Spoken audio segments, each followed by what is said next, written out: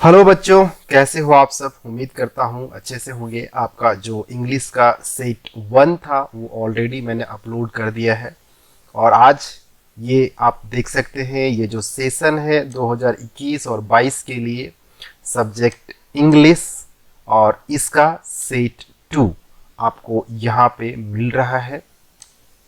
आप आराम से इसको देखिए। 5 सेट है, मैं पांचों सेट को डाल दूंगा इंग्लिश वाला। और अगर आपको दूसरे सब्जेक्ट का भी चाहिए तो आप जरूर कमेंट करके बताइए, मैं उसको भी, उसका सेट भी आपको सॉल्यूशन करके डाल दूंगा मैं। तो ये है फर्स्ट टर्मिनल एग्जाम जो आप लोग का होने वाला है और इसमें आगे देख लेते हैं क्या है। तो 1.5 घंटे का आपको समय मिलने वाला है। इसमें इंस्ट्रक्शन क्या है, 40 क्वेश्चन होगा और हर क्वेश्चन 1 मार्क्स का होगा। नेगेटिव मार्किंग इसमें नहीं है। और जो मैं हमेशा आप सबों से कहता हूं, जितने बच्चे हैं, जितने मेरे स्टूडेंट्स हैं, मैं उन सबको कहता हूं क्वेश्चन छोड़ के नहीं आना है, क्योंकि नेगेटिव मार्किंग नहीं है तो आपको सारे क्वेश्चन को बना करके ही आना है। बस इतना याद रखिएगा कि हर क्वेश्चन को कंप्लीट करना ही करना है। छोड़ के आएंगे तो फिर फंसेंगे आप।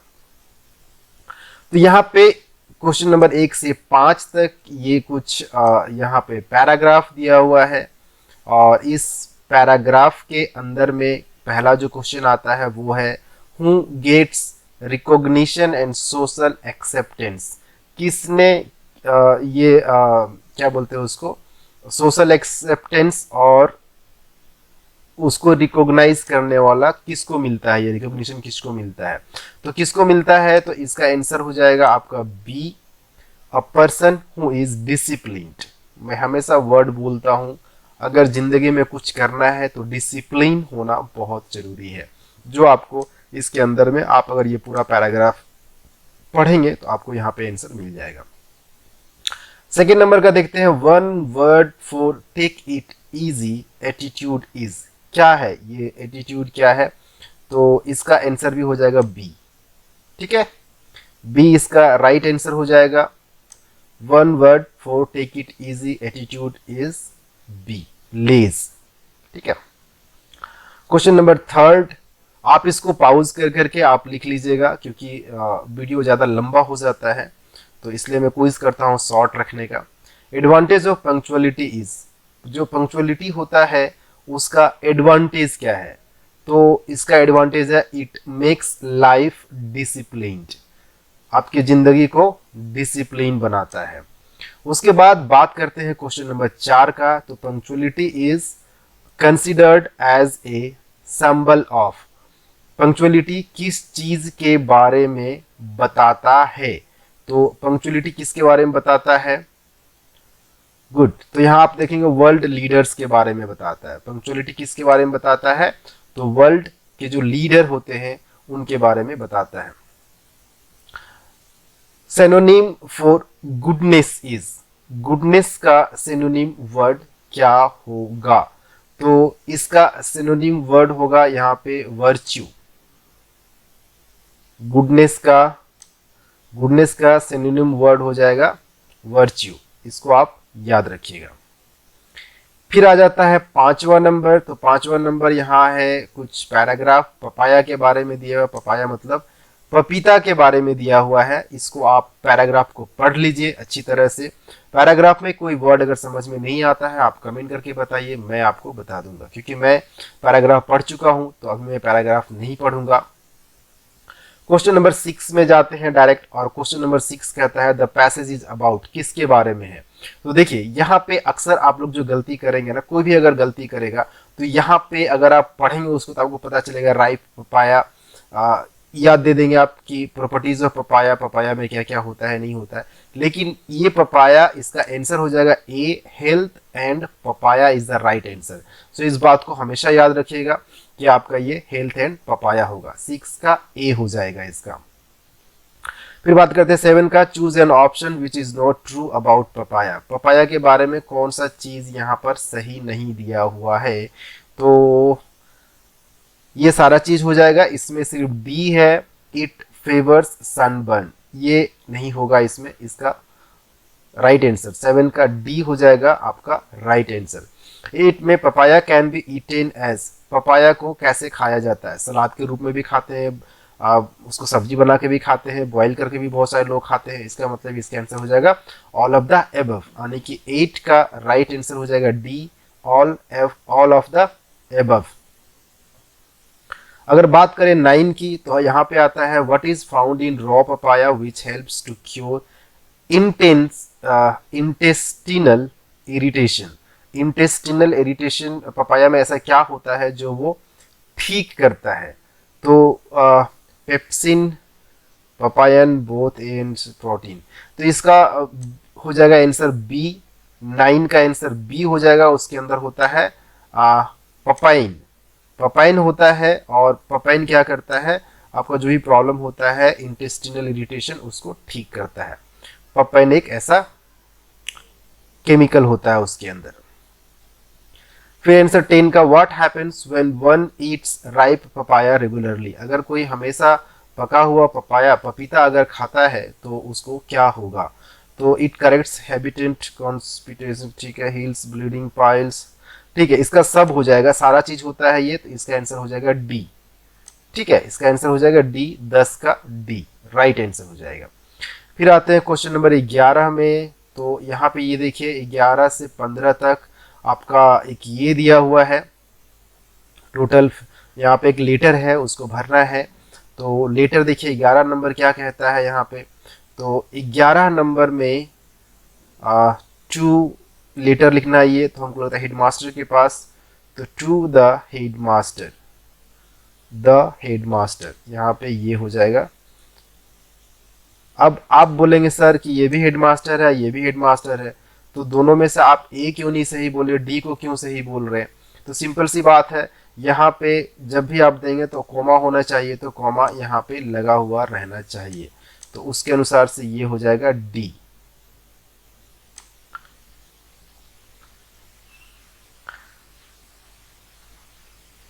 D is the right answer. 12 का अगर देखें हम, तो 12 नंबर में क्या कहता है, यहाँ पे भरना है we can not make dash, we can not make dash. तो 12 का जो आंसर है इसका हो जाएगा best use of this period, इसका राइट आंसर हो जाएगा best use of this period. अगर 13 का देखें तो 13 में क्या कहता है, it because many books are not available in the, तो कहाँ पे अवेलेबल नहीं है, तो हम लोग बात कर रहे हैं स्कूल का इसमें, तो ये हो जाएगा आपका स्कूल लाइब्रेरी। 13 का D, school library is the right answer. फिर आते हैं 14 में। 14 में क्या कहता है यहाँ पे, टू यू, ठीक है, तो 14 में क्या हो जाएगा यहाँ पे, 14 का आंसर हो जाएगा डी, थैंकफुल टू यू। ठीक है, उसके बाद आता है 15 नंबर। तो 15 नंबर में क्या हो जाएगा यहाँ पे, 15 नंबर आप जरा देख लीजिए फिल इन द ब्लैंक्स में क्या कहता है। ओके, तो 15 नंबर में बोल रहा है कि आप आखिर में जैसे क्या लिखते हैं, तो इसका आंसर हो जाएगा योर्स ओबीडियंटली, लास्ट में लिखते हैं योर्स ओबीडियंटली, 15 का बी। फिर आते हैं 16 में। तो 16 नंबर कहता है यहाँ पे dash I dash this watch last year. ठीक है, तो 16 का आंसर अगर आप गौर करेंगे तो ये पास्ट की बात कर रहा है, लास्ट ईयर की बात कर रहा है, तो यहाँ पे होगा I bought this watch last year. यहाँ पे बाई का बॉट हो जाएगा, बाई नहीं होगा क्योंकि ये पास्ट टेंस का बात कर रहा है। ठीक है, उसके बाद है फिर यहाँ पे he dash for Ranchi yesterday. ठीक है, he dash for Ranchi yesterday, 17 number का। तो 17 नंबर में भी देखिए यहाँ पे बात कर रहा है अस्टरडे, मतलब बीता हुआ कल का बात कर रहा है, तो होगा ही लेफ्ट फॉर रांची अस्टरडे। ठीक है, यहाँ भी पास्ट अगर आएगा तो ये क्या हो जाएगा, इस जगह में left is the right answer, यानी कि 17 का ए सही आंसर है। फिर बात करें 18 का, तो who are you dash noise, तो इसका आंसर हो जाएगा आपका C making, who are you making noise. ठीक है, उसके बाद अगर बात करें 19 नंबर का, तो 19 में कहता है यहाँ पे the girls are dash chorus, the girls are dash a chorus, तो girls are singing a chorus, ठीक है, राइट आंसर। 20 का बात करें, he always dash the truth, क्या होगा इसमें, he always dash the truth, तो he always speaks the truth, he always speaks the truth, ये हो जाएगा इसका राइट आंसर। उसके बाद फिर बात करें अगर 21 नंबर का, तो 21 नंबर में आ जाएगा इसका right answer, choose a sentence in passive voice, passive voice में इसको बनाना है, तो सी हेल्प्स मी का पैसिव वॉइस हो जाएगा आई एम हेल्प्ड बाय हर, ठीक है, ये हो जाएगा इसका सही आंसर। अगर 22 नंबर की बात करें, तो choose a sentence in passive voice for the given sentence you rang the bell, इसका पैसिव वॉइस में आपको कन्वर्ट करना है, इसका पैसिव वॉइस यहाँ पे हो जाएगा रैंग द, मतलब पास्ट में है तो वॉज लगेगा, तो वॉज लगेगा the bell was rung by you, is the right answer 22 number का।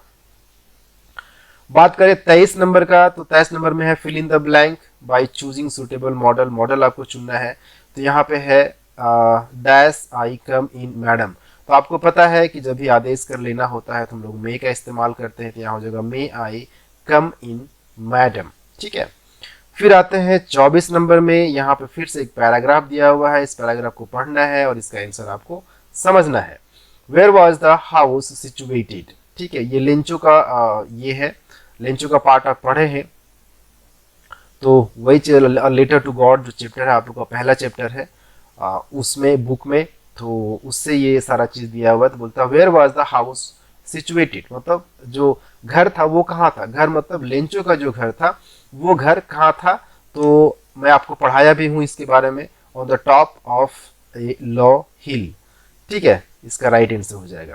25 का अगर देखें, तो 25 का जो आंसर है, 25 का आंसर हो जाएगा यहाँ पे what can be seen from the house, तो रिवर दिखता था, हाँ, द फील्ड ऑफ राइप कौन दिखता था, हाँ, नन ऑफ द, तो इसका हो जाएगा C, both A and B is the right answer 25th number का। बात करें 26 का, तो हो जाएगा what does the earth need for a good harvest, ठीक है, तो 26 का जो आंसर हो जाएगा वो हो जाएगा C, a sower is the right answer. उसके बाद है 27 में जाते हैं, a word for heavy rain is, heavy rain जो शब्द है वो क्या है यहाँ पर 27 का, तो इसका आंसर हो जाएगा downpour is the right answer of 27। फिर बात करते हैं 28 का, तो choose the correct option for given question from 28 से 32 तक जो क्वेश्चन दिया है उसके बारे में बताना है, तो the lesson his first flight is about to, किसके बारे में, हिज फर्स्ट फ्लाइट जो चैप्टर है वो किसके बारे में है, तो सीगुल के बारे में है, एक समुद्री पक्षी के बारे में है जो हम लोग कहानी पढ़े हैं इसके बारे में, ठीक है। फिर आता है 29, तो 29 क्या है, 29 कहता है what was the topic of the essay written by Anne, ठीक है, जो एसे किस चीज पे एनी जो है एसे लिखी थी, तो आप सबको पता है, हम लोग कहानी पढ़ चुके हैं, चैटर बॉक्स के ऊपर वो कहानी लिखी थी, ठीक है। क्वेश्चन नंबर 30 अगर देखें हम लोग, तो क्वेश्चन नंबर 30 में कहता है who is the author writer of the lesson a letter to God, a letter to God जो है वो किसने लिखा है, तो अ लेटर टू गॉड किसने लिखा है, तो मैं हमेशा कहता हूं कि हर चैप्टर का आप उसका राइटर का नाम याद रखिए, क्योंकि वहां से क्वेश्चन रहता ही रहता है, कम से कम 2 क्वेश्चन तो रहेगा ही रहेगा, ठीक है। तो इसका आंसर हो जाएगा G.L. फ्लुएंट्स, ठीक है, इसने लिखा है अ लेटर टू गॉड कहानी को। 31 नंबर में है the Robert frost poem is, Robert frost जो पोएम है वो किसके बारे में बताता है, या कह सकते हैं कि रॉबर्ट फ्रोस्ट का लिखा हुआ कविता कौन कौन सा है। 31 का जो आंसर हो जाएगा वो आपको याद है कि आप देखेंगे तो आपको डस्ट ऑफ स्नो भी इसी ने लिखा है और आइस एंड फायर भी इसी ने लिखा है, दोनों कविता को इन्होंने ही लिखा है, तो इसका राइट आंसर हो जाएगा C, both A and B, ए और बी दोनों रॉबर्ट फ्रॉस्ट का लिखा हुआ कविता है, तो ये सही आंसर हो जाएगा। फिर बात करते हैं 32 का, तो 32 में है who hears the sound of patrolling cars at night. Patrolling car का आवाज जो सुना था वो कौन सुना था? तो यहाँ पे आपका 32 का जो आंसर है वो हो जाएगा सी, टाइगर। 32 का आंसर हो जाएगा सी, टाइगर। उसके बाद नेक्स्ट कहता है read the extract given below and answer the question that follow from 33 to 35। 33 से 35 तक का क्वेश्चन है जो इससे रिलेटेड है। ये आपका जो कविता दिया हुआ है, कुछ फ्रेज दिया हुआ है, इससे रिलेटेड है। बोलता हूँ कंपोज्ड दिस लाइन्स, ये जो लाइन है ये लाइन किसने कंपोज किया है? तो आंसर हो जाएगा लेस्ली नॉरिस ने इसको कंपोज किया है। उसके बाद बात करते हैं 34 में, what does stalks mean here. Stalks का मतलब यहाँ पर क्या है? तो स्टाक्स का मतलब हो जाएगा वॉक्स, ठीक है, यहाँ पे हो जाएगा वॉक्स इज द राइट आंसर। 34 का राइट आंसर ये हो जाएगा। फिर आता है 35। 35 में कहता है he is used for home here, ठीक है, ही यहाँ पर किसके लिए इस्तेमाल किया गया है? तो ही यहाँ पे टाइगर के लिए इस्तेमाल किया गया है, ठीक है। उसके बाद बात करते हैं क्वेश्चन नंबर 36 का, तो 36 का राइट आंसर है choose the correct option for the given question. From 36 से 40 तक जो भी क्वेश्चन दिया है उसको चूज करना है सही answer. So which of the given character is not in the story a tramp of surgery. A tramp of surgery में ऐसा कौन सा, इस चारों में से ऐसा कौन सा व्यक्ति है जिसका चरित्र कहानी से नहीं मिलता है या कहानी में उसके बारे में दिया हुआ नहीं है? तो जेम्स हैरियट है, ऑसिबल नहीं है, मिसेस पेम्फ्री भी है और ट्रिकी भी है, तीनों है, यानी कि बी इसका नहीं होगा कि बी जो है वो इस कहानी का किरदार नहीं है। ऑसिबल जो है वो इस कहानी का किरदार नहीं है, तो 36 का आंसर हो जाएगा बी। 37 का बात करें तो what is the cause of Tricki's ailments. Tricki's ailments जो है उसका what was the cause of Tricki's ailment होने का कारण क्या था? तो क्या था इसका कारण? तो इसका आंसर हो जाएगा over eating, lack of exercise, good. तो ये सी हो जाएगा बोथ ए एंड बी, क्योंकि इसमें दोनों चीज होगा, ओवर ईटिंग भी और लैक ऑफ एक्सरसाइज भी होगा। एक्सरसाइज नहीं करेंगे, ज्यादा खाएंगे तो ये प्रॉब्लम आपको होगा ही होगा। बोलता who was Anil in the story the thief's story. मतलब द थीप स्टोरी जो था उसमें अनिल कौन था? तो अनिल कौन था? तो इसका राइट आंसर हो जाएगा अ मैगजीन राइटर। अनिल कौन था? मैगजीन लिखने वाला लेखक था। Magazine writer is the right answer. उसके बाद बात करते हैं 39 का, और 39 का है who has written the story the thief's story. Thief's story को किसने लिखा है? तो इसके राइटर है Ruskin Bond. Ruskin Bond is the right answer. उसके बाद सेट 2 का आखिरी question, question number 40, what is Hari Singh a fairly successful hand at. क्या था, व्हाट इज हरी सिंह का वो सक्सेसफुल हैंड क्या था, कहां पर था, किस में वो ज़्यादा बेहतर तरीके से काम कर सकता था? तो किस में काम कर सकता था? वो रॉबिंग करने में, चोरी करने में बहुत आगे था और वो बहुत अच्छी तरह से इस काम को कर लेता था। तो दोस्तों ये हो गया 40 क्वेश्चन आपका यहाँ पे खत्म, आने के सेट 2 आपका कंप्लीट हो गया है। आप लोग कमेंट करके जरूर बताएं, जितने बच्चे हैं, जितने स्टूडेंट्स हैं, जितने लोगों के पास जाता है, जितने पेरेंट्स के पास जाता है, आप लोग कमेंट करके जरूर बताएं। और भी अगर कुछ यहाँ पे समझ में नहीं आता है तो कमेंट करके पूछिए, मैं आपको उसको बताने का कोशिश करूंगा। तो थैंक यू दोस्तों। अगर ये वीडियो आपको अच्छा लगा तो अपने दोस्तों के साथ शेयर कीजिए, कम से कम शेयर करना जरूरी है, क्योंकि जो लोगों के पास में इसका इन्फॉर्मेशन नहीं है, कम से कम उन लोगों तक जानकारी मिल जाएगा, वो भी अच्छे नंबर ला के मार्क्स से और अच्छे नंबर से पास हो सकेंगे। सो थैंक यू सारे बच्चों, आप सबों को बेस्ट ऑफ लक सेट 2 के लिए और आने वाला एग्जाम के लिए। वीडियो अच्छा लगता है तो चैनल को सब्सक्राइब जरूर कीजिए, साथ में बेल आइकन को दबाना मत भूलिए। सो थैंक यू बच्चों, फिर मिलते अगले क्लास में, तब तक के लिए शुक्रिया, धन्यवाद, बाय बाय, जय हिंद।